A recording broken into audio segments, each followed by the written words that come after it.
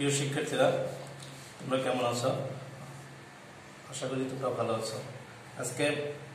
কালকে আমরা ইংরেজি ক্লাস অনলাইনে ক্লাসটা প্রচার করেছি।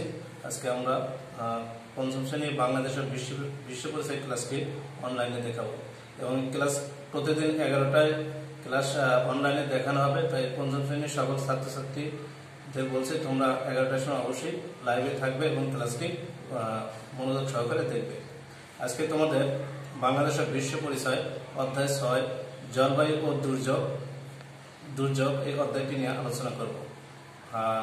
পার্ট 1 জলবায়ু পরিবর্তন। এবং তোমরা অবশ্যই বইটা সামনে রাখবে। বাংলাদেশের বিশ্ব পরিচয় বইটা যখন ক্লাস শুরু দেখানো হবে তখন বইটা সামনে নিয়ে শুরু করবে ক্লাসটা। পার্ট 1 জলবায়ু পরিবর্তন। কোন স্থানে স্বল্প সময়ের গড় তাপমাত্রা ও গড় বৃষ্টিপাতকে আবহাওয়া বলে। এখান থেকে প্রশ্ন হতে পারে, আবহাওয়া কাকে বলে? তাহলে তোমরা একটু এই লাইনটুকু আন্ডারলাইন করে নাও। আবহাওয়া কাকে বলে?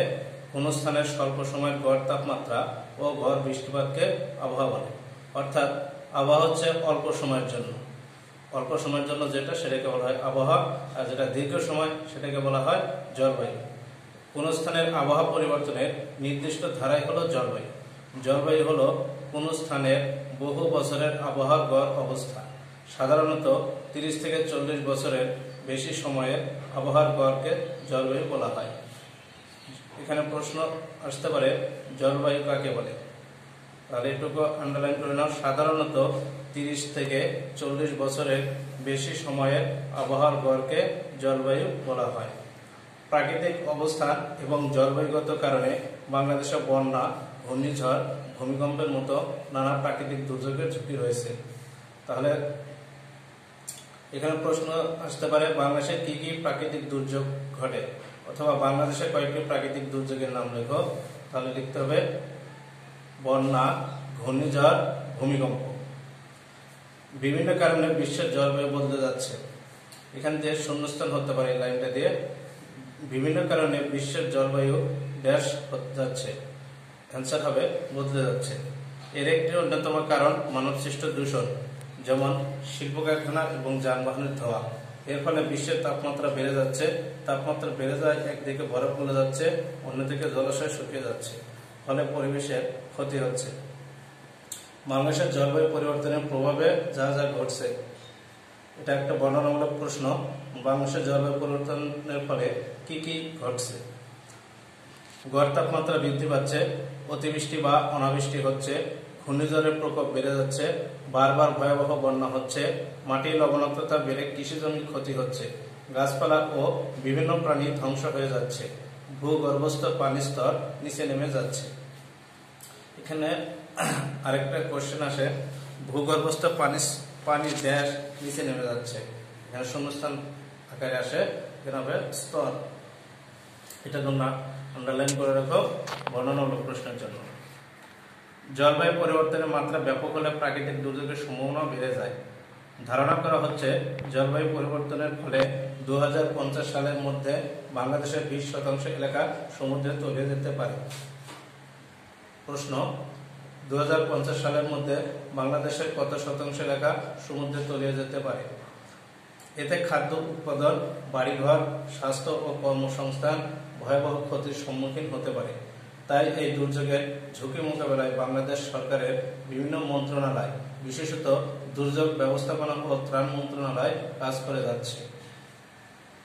দুর্যোগের ঝুঁকি মোকাবেলায় বাংলাদেশ সরকারের কোন মন্ত্রণালয় কাজ করে যাচ্ছে? দুর্যোগ ব্যবস্থাপনা ও ত্রাণ মন্ত্রণালয়।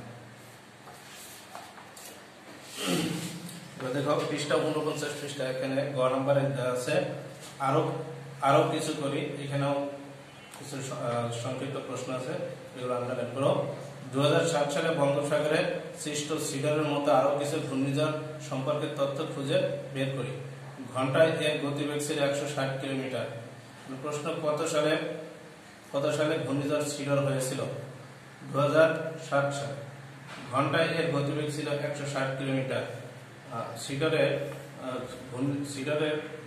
ঘূর্ণিঝড়ে ঘন্টায় গতিবেগ কত ছিল? 160 কিলোমিটার। যা ৩,৪৪৭ জনের জীবনহানি ঘটায়। ঘূর্ণিঝড় সিডরে কি পরিমাণ মানুষের জীবনহানি ঘটে? ৩,৪৪৭ জন। ২০০৯ সালে ঘূর্ণিঝড় আইলায় ৩৩০ জন মানুষ মারা যায়। কত সালে ঘূর্ণিঝড় আইলা হয়েছিল? ঘূর্ণিঝড় আইলায় কি পরিমাণ মানুষ মারা যায়? ৩৩০ জন। ৮,২০৮ জন নিখোঁজ হয়। ঘূর্ণিঝড় আইলায় কি পরিমাণ মানুষ নিখোঁজ হয়? ৮,২০৮ জন। এবং ১০ লক্ষেরও বেশি মানুষ গৃহহীন হয়ে পড়ে। ঘূর্ণিঝড় আইলায় কি পরিমাণ মানুষ গৃহহীন হয়ে পড়ে? ১০ লক্ষেরও বেশি। পাঠ ২, নদী ভাঙ্গন। বাংলাদেশে অসংখ্য নদী রয়েছে। যেমন আমাদের দেশকে বলা হয় নদীমাতৃক দেশ। আমাদের দেশে অনেক নদী রয়েছে, যেমন পদ্মা, মেঘনা, যমুনা, ব্রহ্মপুত্র, তিস্তা, করতোয়া, ইছামতি ইত্যাদি ইত্যাদি। এই জন্য বাংলাদেশকে বলা হয় নদীমাতৃক দেশ। তাই এদেশে অনেক জায়গাতে নদী ভাঙ্গনের প্রবণতা দেখা যায়। নদীর পার ভেঙে যাওয়ার ফলে আমাদের মূল্যবান কৃষি জমি, বাড়িঘর, সড়ক, শিক্ষা প্রতিষ্ঠান ও হাট বাজার বিলীন হয়ে যাচ্ছে। ফলে আমাদের সামাজিক এবং অর্থনৈতিক জীবন ব্যাপকভাবে ক্ষতিগ্রস্ত হচ্ছে। বন্যা নদী ভাঙ্গনের একটি অন্যতম প্রাকৃতিক কারণ। অর্থাৎ এখানে প্রশ্ন আসতে পারে বন্যা কাকে বলে। এরপর হচ্ছে প্রাকৃতিক কারণ। বন্যার অতিরিক্ত পানির স্রোত ও ঢেউ নদীর পাড়ে আঘাত হানে। ফলে বন্যার সময় নদী ভাঙ্গন শুরু হলে তা মারাত্মক রূপ ধারণ করে। বন্যার সময় অর্থাৎ কখন নদী ভাঙ্গন মারাত্মক রূপ ধারণ করে? বন্যার সময়। নিচের মানবসৃষ্ট কারণগুলো নদীর পাড় ভাঙ্গনের জন্য দায়ী। নদী থেকে বালি উত্তোলন, নদীর তীরবর্তী গাছপালা কেটে ফেলা। এখানে প্রশ্ন আসে যে নদী ভাঙ্গনের মানবসৃষ্ট কারণগুলো কি কি? নদী ভাঙ্গনের মানবসৃষ্ট কারণগুলো হলো নদী থেকে বালি উত্তোলন, নদীর তীরবর্তী গাছপালা কেটে ফেলা, অপরিকল্পিতভাবে খাল খনন করা ইত্যাদি। মানবসৃষ্ট এবং প্রাকৃতিক কারণে অনেক সময় নদীর স্বাভাবিক প্রবাহ ক্ষতিগ্রস্ত হয়। পৃষ্ঠে ৫১ নম্বর আরো কিছু করি। এখানে পানি উন্নয়ন বোর্ড নদীর পার রক্ষার জন্য কাজ করে যাচ্ছে। বন্যা প্রতিরোধে বাঁধ তৈরি, সেচের জন্য কালভার্ট ও স্লুইস গেট নিয়ন্ত্রণ ব্যবস্থা, বন্যার সতর্কতা অবলম্বনের জন্য নানা ধরনের প্রস্তুতি নেওয়া। এখানে প্রশ্ন আসতে পারে পানি উন্নয়ন বোর্ড নদীর পার রক্ষার জন্য কি কি কাজ করছে? তাহলে লিখবা বন্যা প্রতিরোধে বাঁধ তৈরি, সেচের জন্য কালভার্ট ও স্লুইস গেট নিয়ন্ত্রণ ব্যবস্থা, বন্যার সতর্কতা অবলম্বনের জন্য নানা ধরনের প্রস্তুতি নেওয়া।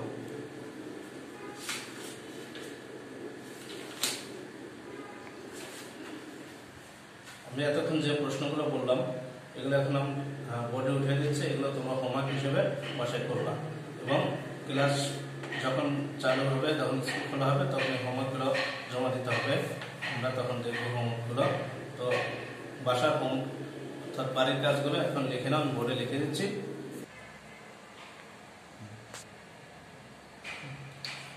প্রিয় শিক্ষার্থীরা, অধ্যায় ৬ আবহাওয়া দুর্যোগ, পাঠ ১। সংক্ষিপ্ত প্রশ্ন উত্তর সহ বলে দিচ্ছি আরেকবার, তোমরা এগুলো বাসায় অবশ্যই হোমওয়ার্ক করবা। দেখো, আবহাওয়া কাকে বলে? কোন স্থানের স্বল্প সময়ের গড় তাপমাত্রা ও গড় বৃষ্টিপাতকে আবহাওয়া বলে। জলবায়ু কাকে বলে? সাধারণত ৩০ থেকে ৪০ বছরের বেশি সময়ের আবহাওয়ার গড়কে জলবায়ু বলে। বাংলাদেশের ৩টি প্রাকৃতিক দুর্যোগের নাম লেখো। বাংলাদেশের 3টি প্রাকৃতিক দুর্যোগের নাম হলো বন্যা, ঘূর্ণিঝড়, ভূমিকম্প। বিভিন্ন কারণে বিশ্বের জলবায়ু কি হচ্ছে? বিভিন্ন কারণে বিশ্বের জলবায়ু বদলে যাচ্ছে। দুর্যোগ কি? দুর্যোগ একটি মারাত্মক পরিস্থিতি। 2050 সালের মধ্যে কত শতাংশ এলাকা সমুদ্রে ডুবে যেতে পারে? 2050 সালের মধ্যে 20% এলাকা সমুদ্রে ডুবে যেতে পারে। দুর্যোগের ঝুঁকি মোকাবেলায় বাংলাদেশ সরকারের কোন মন্ত্রণালয় কাজ করছে? দুর্যোগের ঝুঁকি মোকাবেলায় বাংলাদেশ সরকারের দুর্যোগ ব্যবস্থাপনা ও ত্রাণ মন্ত্রণালয় কাজ করছে। সিডর কি? সিডর একটি প্রাকৃতিক দুর্যোগের নাম। এর অর্থ কি? এর অর্থ চোখ। কত সালে সিডর হয়েছিল? 2007 সালে সিডর হয়েছিল। সিডরের গতিবেগ ঘন্টায় কত ছিল? সিডরের গতিবেগ ঘন্টায় 160 কিলোমিটার ছিল। সিডরে কি পরিমাণ মানুষের প্রাণহানি ঘটে? সিডরে ৩,৪৪৭ জন মানুষের প্রাণহানি ঘটে। কত সালে ঘূর্ণিঝড় আইলা হয়েছিল? ২০০৯ সালে ঘূর্ণিঝড় আইলা হয়েছিল। ঘূর্ণিঝড় আইলায় কি পরিমাণ মানুষ মারা যায়? ঘূর্ণিঝড় আইলায় প্রায় ৩৩০ জন মানুষ মারা যায়। ঘূর্ণিঝড় আইলায় কি পরিমাণ মানুষ নিখোঁজ হয়? ঘূর্ণিঝড় আইলায় প্রায় ৮,২০৮ জন মানুষ নিখোঁজ হয়। ঘূর্ণিঝড় আইলায় কি পরিমাণ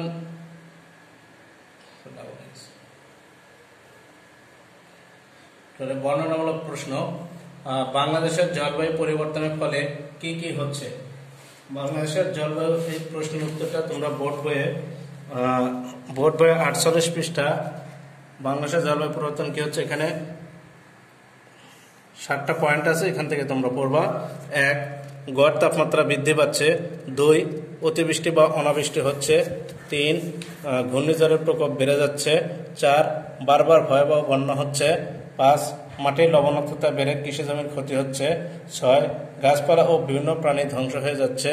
7, ভূগর্ভস্থ পানির স্তর নিচে নেমে যাচ্ছে।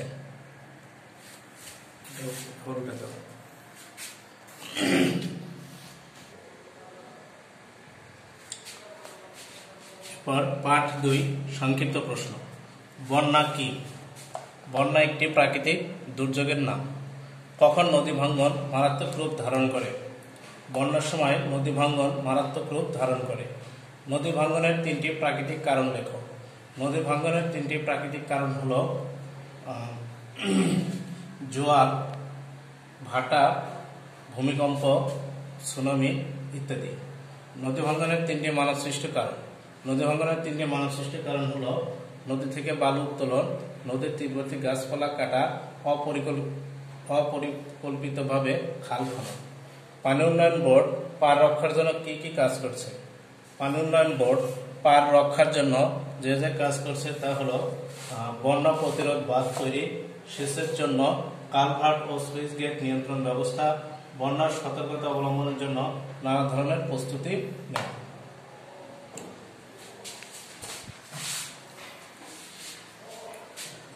বাঁধন একাডেমিক স্কুলে সকল 5ম শ্রেণীর ছাত্রছাত্রী, তোমরা ক্লাসটি ভালো করে অনুসরণ করবা এবং অনলাইনে ক্লাসে অবশ্যই 11টার সময় লাইভে থাকবা এবং যে বাড়ির কাজগুলো দেওয়া হলো, আজকে যে টপিকটি নিয়ে আলোচনা করলাম সেগুলো মনোযোগ সহকারে দেখবা। পরিশেষে সামাজিক দূরত্ব বজায় রাখবা এবং অবশ্যই সামাজিক দূরত্ব বজায় রাখবা এবং পরিষ্কার পরিচ্ছন্ন থাকবা। সেক্ষেত্রে নামাজ পড়বা এবং আল্লাহর কাছে দোয়া করবা যেন পৃথিবী থেকে এই মহামারীটা যেন দূর হয় এবং আমরা যেন আবার আগের মতো স্বাভাবিক হতে পারি। পরিশেষে সবাইকে ধন্যবাদ জানিয়ে এখানে শেষ করছি। সবাই ভালো থাকবা, সুস্থ থাকবা। আসসালামু আলাইকুম।